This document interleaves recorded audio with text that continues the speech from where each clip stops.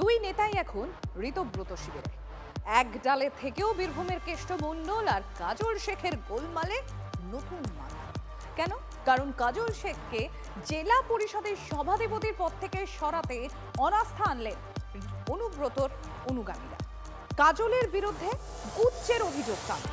হাসনের বিধায়কের প্রতিক্রিয়া এখনো পাওয়া যায়। বীরভূমের উন্নয়নকে অব্যাহত রাখার সঙ্গে বর্তমান যে সভাধিপতি আছে তাকে পরিবর্তন করা একান্তই দরকার। তৃণমূলের বিদ্রোহী শিবিরেও এবার বিদ্রোহ। কাজল শেখের বিরুদ্ধে অনাস্থা আনলেন অনুব্রত অনুগামীরা। তবে কি কেষ্টর খেলায় কাজল আউট?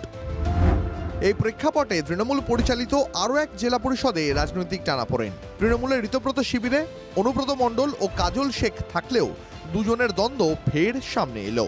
এবার বীরভূম জেলা পরিষদেও ডামাডোল। এই বিরোধী শিবিরেও আবার ভাঙন। সেই ভাঙনটা কিন্তু একেবারে স্পষ্ট হচ্ছে। বীরভূম জেলার রাজনীতিতে কেষ্ট কাজলের সমীকরণ কখনোই সরল রেখায় চলেনি। তৃণমূলে থাকাকালীন বারবার ঝামেলা হয়েছে দুই শিবিরের অনুগামীদের। এবার একই গোষ্ঠীতে দুই নেতা থাকলেও বিবাদ থামেনি। 2023-এর পঞ্চায়েত ভোটে বীরভূম জেলা পরিষদের 52টি আসনের মধ্যে তৃণমূল জেতে 51টিতে, একটি কংগ্রেস। কাজলের বিরুদ্ধে অনাস্থা প্রস্তাবে সই করেছেন 19 জন তৃণমূল সদস্য, যার মধ্যে সামনের সারিতে রয়েছেন অনুব্রত ঘনিষ্ঠ হিসাবে পরিচিত প্রাক্তন সভাধিপতি বিকাশ রায়চৌধুরী, নবকুমার বাউরিরা। বিক্ষুব্ধদের অভিযোগ, কাজলের জন্যই উন্নয়নের কাজ স্তব্ধ। কাজল শেখ ও বিকাশ রায়চৌধুরীকে একাধিকবার ফোন করা হলেও তাঁদের প্রতিক্রিয়া মেলেনি।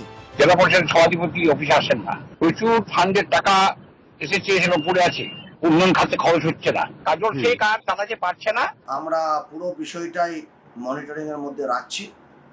আমরাও দেখব যে জেলা পরিষদের সভাধিপতি কে হচ্ছে। তৃণমূলের বিদ্রোহী শিবিরেও এবার বিদ্রোহ। ঋত তৃণমূলে জোর দ্বন্দ্ব, যার জেরে জেলা পরিষদের নিয়ন্ত্রণই এখন প্রশ্নের মুখে। 10 দিনের মধ্যে বীরভূম জেলা পরিষদের তলবি সভা ডাকা হতে পারে। তখনই ঠিক হয়ে যাবে কাজলের ভবিষ্যৎ। বীরভূম থেকে হিমাদ্রি মণ্ডলের রিপোর্ট, TV9 বাংলা।